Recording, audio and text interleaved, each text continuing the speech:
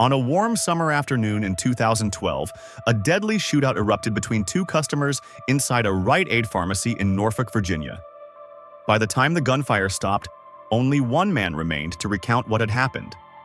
Eyewitnesses offered fragmented accounts, catching only glimpses of the violent encounter. The most crucial piece of evidence came from a surveillance camera mounted above the pharmacy counter, where the confrontation began. However, the footage was incomplete, failing to capture several key moments and leaving parts of the incident unclear. Norfolk, a coastal city in Virginia, is home to around 250,000 residents and covers more than 60 square miles, with stretches of shoreline along the Chesapeake Bay. In Virginia, adults are legally allowed to carry concealed firearms if they have a permit. At approximately 2 p.m. on August 16, 2012, officers responded to reports of gunfire at the Rite Aid located on Tidewater Drive in Norfolk. Multiple shots had been fired, and at least 2 individuals were reported injured. Norfolk police everywhere, ambulances, people running. It was pretty scary. When officers arrived on the scene, they encountered a crowd of onlookers and eyewitnesses gathered outside the store, visibly shaken by the violence. Inside, near the pharmacy counter toward the back of the Rite Aid, they found 2 men suffering from gunshot wounds. Both individuals were quickly transported to a nearby hospital for emergency treatment. As police began piecing together the events, they were given an unexpected account. Witnesses claimed the gunfire started following a dispute when one man allegedly cut in front of the other while waiting in line for his prescription. What began as a tense verbal exchange escalated into a shootout in a matter of seconds. In the hours following the shooting, speculation began to swirl in the community. Word spread that one of the individuals involved might have been an off-duty Norfolk Sheriff's deputy, adding another layer of complexity to the developing story. Preliminary investigation has determined that the two became involved in an altercation inside, a verbal altercation that escalated to gunshots being fired between the two. Both were hit. No one else inside the store was involved. We can tell you there's not an off-duty police officer, off-duty law enforcement officer involved in the shooting. Though 42-year-old Ramon Colorado was initially rumored to be an off-duty officer, it was later confirmed that he was not currently serving in law enforcement. However, he had previously worked as a deputy with the Norfolk Sheriff's Office. During the confrontation inside the pharmacy, Ramon was struck by a single bullet to the chest. He was transported to the hospital but tragically did not survive his injuries. The other man involved, 42-year-old Burnell Ben, sustained a relatively minor gunshot wound to his back. After receiving medical attention, Burnell was immediately taken into police custody. Authorities later charged him with second-degree murder in connection with the deadly shooting. Arguments happen everywhere, and, you get shot anywhere you go nowadays. A security camera mounted above the pharmacy counter and angled toward the store's rear aisles captured footage of customer Heidi Murphy engaged in conversation with the pharmacists. Behind her, Burnell Ben appeared on camera entering the scene, holding a cell phone to his ear. Heidi later told investigators that Burnell was agitated, pacing back and forth while speaking loudly and using foul language during his call. She noted that he seemed upset and aggressive. When Ramon Colorado stepped into the line in front of Burnell, a brief verbal confrontation occurred. Heidi and the pharmacist exchanged a quiet laugh in response to the scene. According to her account, Burnell, whose name she only learned later, angrily complained into his phone about a missing paycheck. She also overheard him say, "This is how my day is going. This white man just cut me in line." Ramon responded calmly, explaining that he didn't realize Burnell had already been waiting and encouraged him to go ahead. Despite the gesture, Burnell remained visibly irritated. Though the two men exchanged some harsh words, Heidi said Ramon kept his tone even. Moments later, a struggle broke out. Heidi turned to see Burnell holding a handgun. In fear, she fled behind the counter to hide with the pharmacist as shots echoed through the store. Just days after the tragic event, Burnell Ben agreed to an interview with a reporter from WYTV, an NBC affiliate based in Norfolk. At the time, no bond had been set for him, and it was uncertain if he had legal representation. Although the local news focused on the heartbreaking death of Ramon Colorado, a devoted husband and father of 2, Burnell was eager to share his side of what happened. He claimed that he had just left a medical clinic with a prescription for blood pressure medication and was on the phone with his mother when he entered the store. I called my mom right at the door. I said, I'm at the right age, Mom, I'm going in to get my medicine. Your prescription's in here. So I go to the other side of the counter, because this side you put the prescription in, this side you get it. So I go to the other side. When I go to the other, is a lady. I can't remember if it was a lady or a man at the counter, but I think it's a lady. Turn back around, to see if the lady going or, she finished. There's a gentleman right there in front of me. So I asked the gentleman, I said, excuse me, sir, I'm in line to get my medicine, blood pressure medicine. He said, I'm in line too, bro, to get my blood medicine. So my mom was like, who is that? You know what I'm saying? I'm on the phone. I said, it's some man, I don't know. So I threw my hand up because he was saying stuff. And I was, just trying to blow him off. So when I did that, he did the same thing and threw his hand up and said, I got a hand too, bro. Burnell insisted that his behavior had been respectful throughout the incident. He stated that he greeted Ramon politely, saying, "How are you doing, sir?"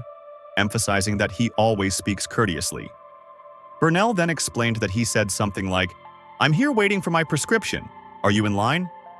According to Burnell, Ramon reacted with a harsh tone, addressing him as bro, in a way that felt confrontational. Following the brief exchange, Ramon reportedly stepped away from the line, heading toward a nearby table along the far wall where he placed his keys down, seemingly preparing to take a seat.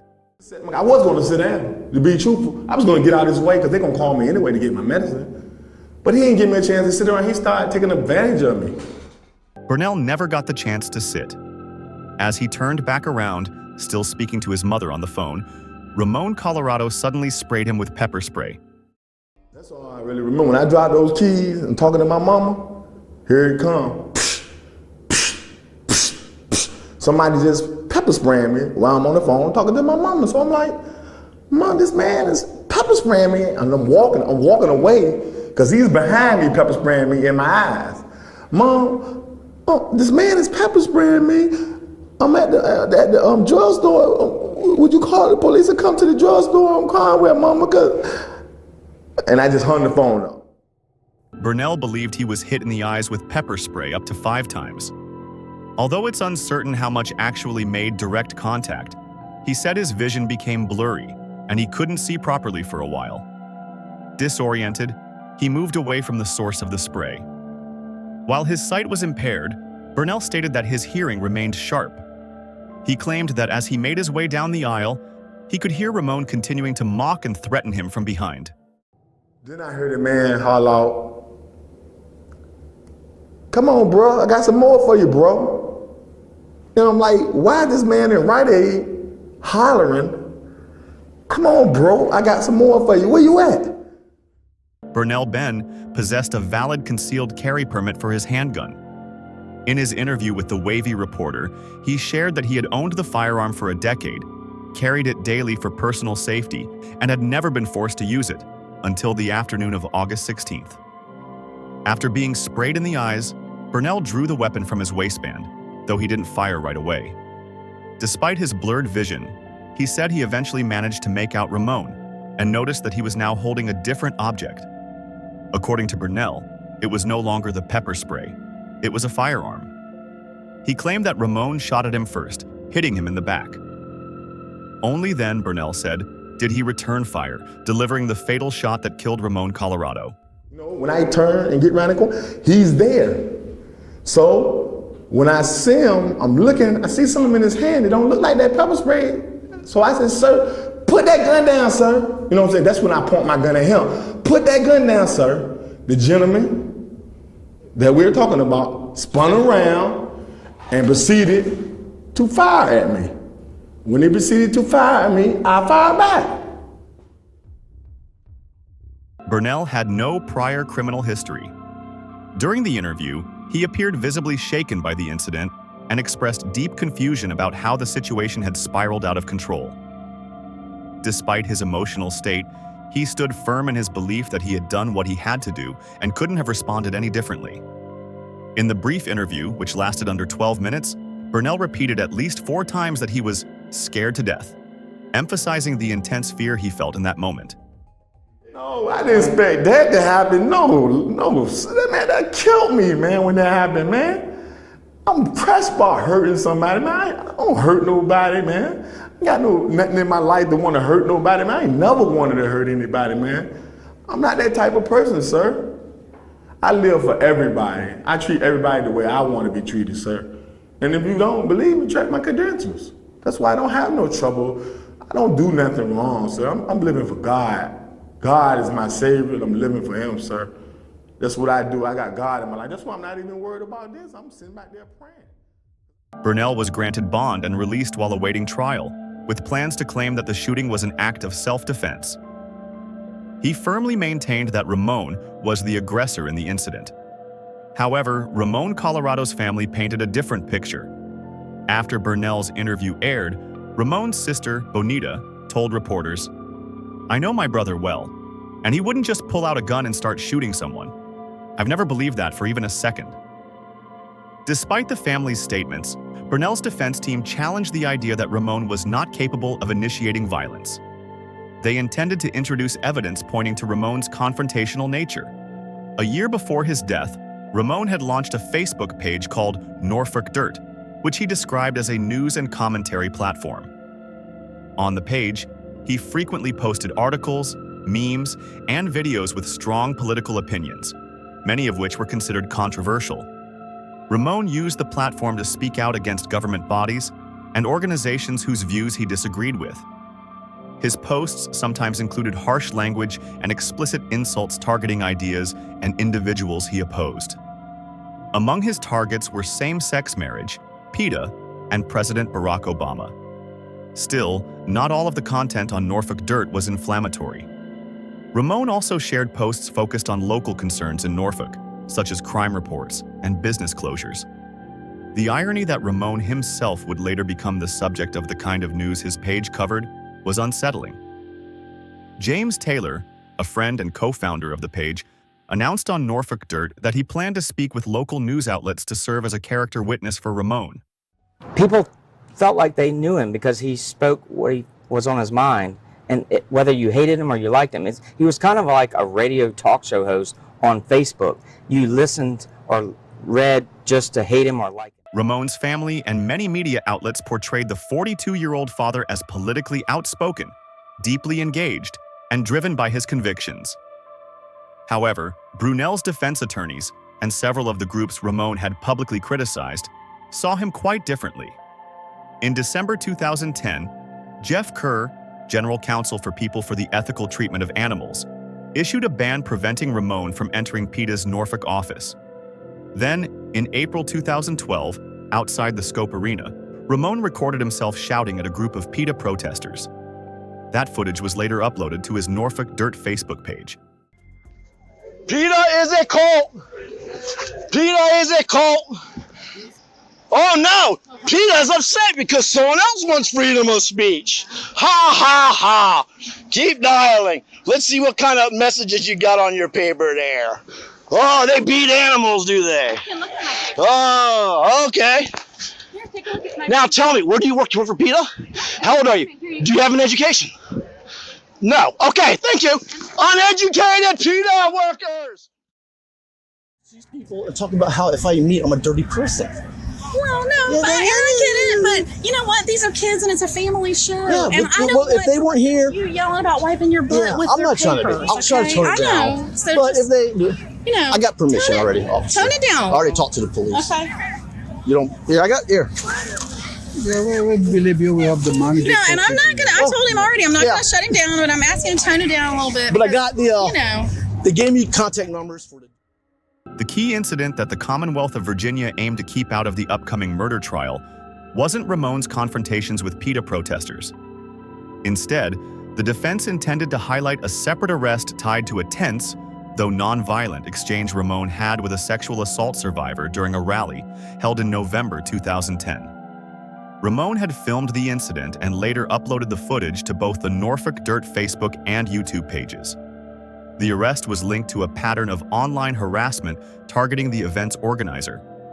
In the weeks leading up to the rally, Ramon had focused his attention on Jacqueline Roddick, a former paramedic and then physician assistant student, who was organizing an event known as Slut Walk Norfolk. The rally aimed to support survivors of sexual violence and challenge the idea that victims are to blame. For context, the Slut Walk movement used its provocative name to draw attention to these issues. The day before the march, after receiving several aggressive and unsolicited Facebook messages from Ramon, Jacqueline secured an emergency protective order. She also filed a misdemeanor charge against him for harassment by computer. Despite the legal action, Ramon showed up at the rally anyway. No, I'm completely against the walk. Really? Yeah, I'm the guy that they threatened to call the police on, said I look like a rapist and all that good stuff. Well, why are you against what people? How is this helping? How is this helping a rape victim? I don't know. Is the rape victim is helping me?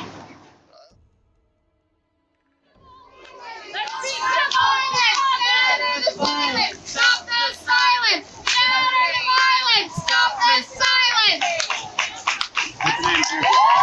Ramon, Colorado. You have a warrant. Oh, I do? Yes, sir. Okay. City officials had previously barred Ramon from entering the Norfolk Department of Development after a series of phone calls and voicemails in which he used foul and offensive language toward staff. Chuck Rye, the acting director at the time, later remarked, "In my opinion, he's a troubled person with serious anger management issues."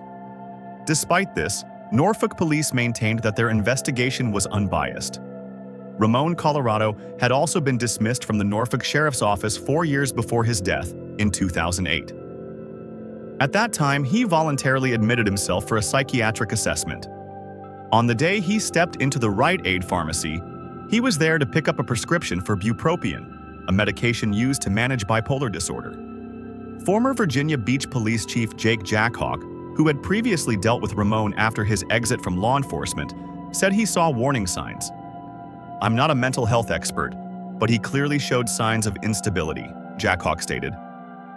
After Ramon's death, the chief added that there was no indication any single agency was fully aware of the bigger picture. "A few people knew pieces of the story, but no one knew it all," he said. Following the incident, Norfolk Dirt was taken offline. Ramon's wife Cheryl made a final post saying, "My husband took great pride in this page. No one else could run it the way he did. I'm only doing this to honor him and keep his voice alive." When asked about Ramon's confrontational past and strong opinions, his sister Bonita defended his legacy. "He was trying to make a difference. That doesn't make him the aggressor," she explained.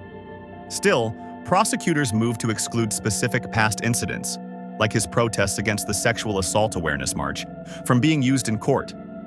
Burnell Benn's attorneys refused, arguing that the details reflected a pattern of aggressive behavior relevant to the case. In response, the prosecution agreed to downgrade the charge from second-degree murder to voluntary manslaughter. After Ramon's termination from the sheriff's office, his concealed carry permit had been revoked. Nevertheless, he carried a firearm into the Rite Aid that day. Whether it was legal or not didn't matter much. The focus was on who fired first.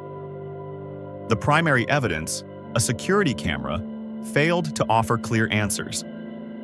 The footage lacked audio and consisted of grainy, choppy visuals that showed the sequence of events but not the critical details, like who drew their weapon first. What is visible, however, is Burnell moving away from the pharmacy counter before returning to the front of the line, still on the phone with his mother.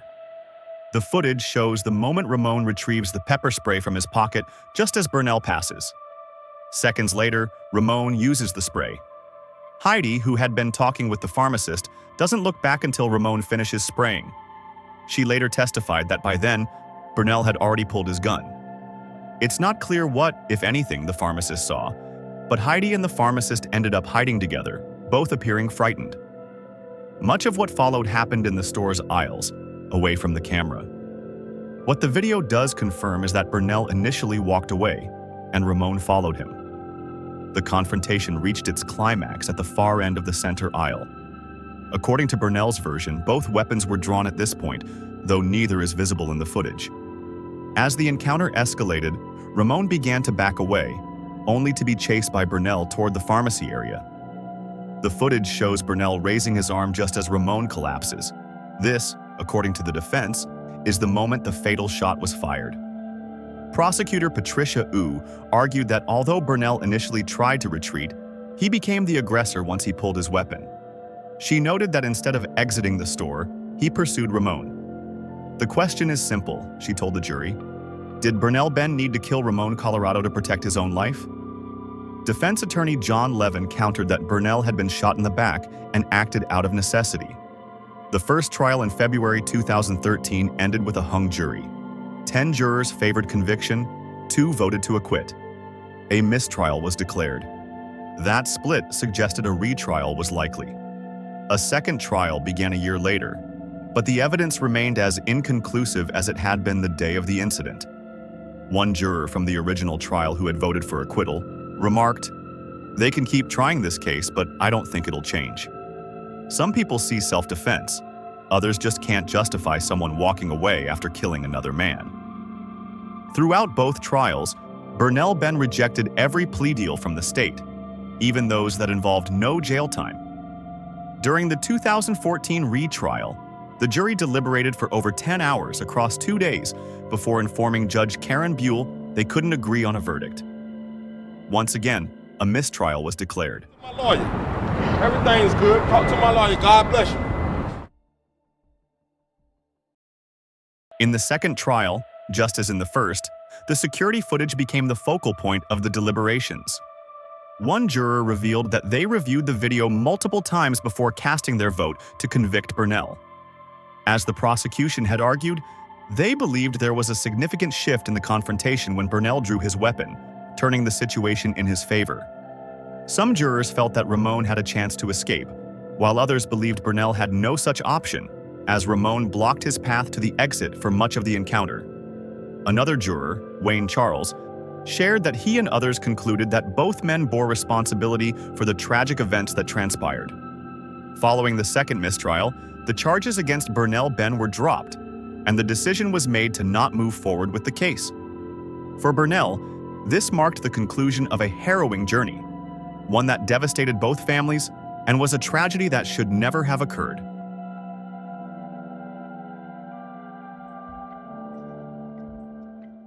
My glory just go out to God, man, because it was like a storm. You know, I couldn't sleep, came to rest, but now it's over with. Man, I had the best night of sleep of my whole entire life, man. Ramon Colorado is remembered as a devoted and loving husband, father, brother, and cherished uncle. His obituary paints a picture of a passionate and outspoken man who was determined to make his voice heard, sharing his opinions with those around him.